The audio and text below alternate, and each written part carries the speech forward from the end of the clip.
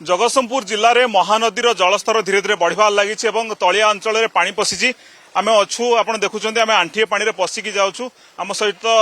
पारादीप विधायक एवं माननीय मंत्री अच्छा संपद स्वाई अच्छा आम सीधा सड़क सहित आलोचना करवा आप देखुं कौ भाव पानी पशिची लोक मैंने दुर्दशा अच्छा कौन लोक मान व्यवस्था कराई केमती केते अंचल प्रभावित आपण अंचल देखु महानदी जलस्तर बढ़िया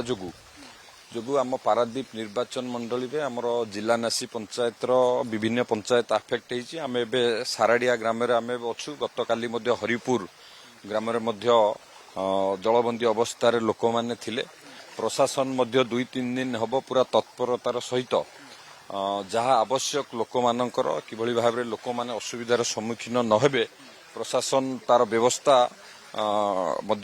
करुची आज आम आज स्थिति अनुध्यान पूरा बुलिकी करुचु एबे देखुथिबे मेडिकल टीम पूरा रहीकि आमर स्वास्थ्य कर्मी माने एवं डॉक्टर रहीकि लोक मानकर स्वास्थ्य अवस्था को पूरा जांच करुचंती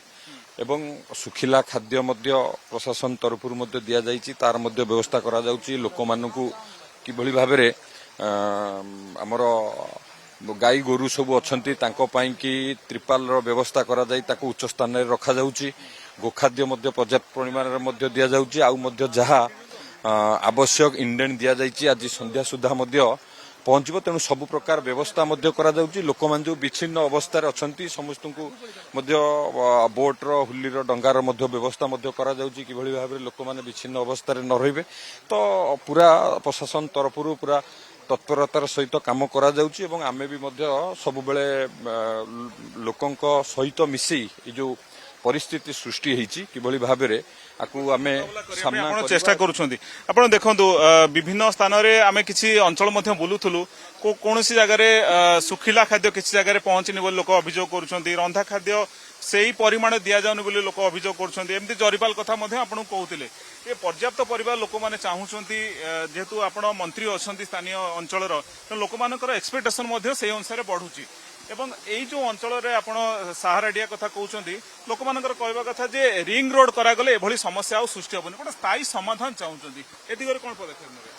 देखंतु जदि साराडिया को आपण देखिबे बेठी मध्य जो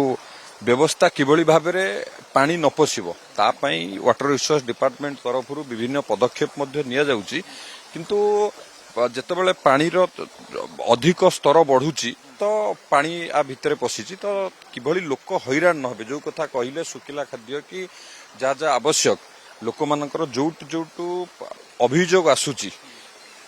ता उपरे तुरंत पदक्षेप निया जाउची गतकाली आम हरिपुर रे थिलु हरिपुर रे प्रत्येक परिवार पाखरे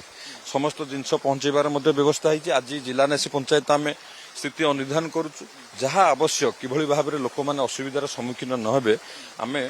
लोकों पाखरे पहुंचेबा पई आमे प्रतिश्रुतिबद्ध एवं ए समय रे मिलीमिशी सामना करिबा ये विपर्ययरु आमे रक्षा सरकार पक्षरु बारंबार कहा जाउची प्रेस मीट मध्य करा होउची एवं राजस्व मंत्री मध्य कहउचंती कि तुरंत 72 घंटा भितरे क्षयक्षतिर रिपोर्ट दिया जिवो एवं क्षयक्षति जो माने हेइछंती जो माने चाष जमी तो हेक्टर हेक्टर चाष जमी एठी नष्ट होईची सेमानकु मध्य क्षतिपूरण दिया जिवो ए दिगरे स्थानीय प्रशासन पक्षरु केते जल्दी व्यवस्था करा होउची एग्रीकल्चर डिपार्टमेंट को निर्देश दिया जाइची आमे वर्तमान जो स्थान रे अच्छे आम पारादीप निर्वाचन मंडल देखिए ये अंचल सबुठु अधिक चाष कंट्रीब्यूशन यही गाँव ही थाए साराडिया ग्राम तेणु आपड़ देखुवे सबू चाष जहाँ जहाँ होता सब हेक्टर हेक्टर जमी नष्ट होती तेणु एग्रीकल्चर डिपार्टमेंट को निर्देश दि जाइए 3 दिन भितर पानी कमिव तो 3 दिन भितर तार सर्वे करिकी रिपोर्ट देबे जार जहाँ जहाँ क्षति होती समस्त को क्षतिपूरण मिलियो शुणुले जो भाई मंत्री कहते ये जो चाषर जो क्षयक्षति होती जो रिंग रोड कथा उठुला एवं वर्तमान समय जो सुखिला खाद्य ठू आरंभ करके रंधा खाद्य ये जो तमाम प्रश्न उपरे जहाँ उत्तर रखुले मंत्री तेणु आम चाहिबा जहाँ मंत्री कहले ताहा कार्यकारी हो एवं ये जो लोक मैंने प्रभावित होती बन्यारे व्यापक भाव में फसल नष्ट होती व्यापक भाव में लोक विपर्ययर सामना कर स्थिति एमती सुधरी जाऊ बोली आम आशा करवा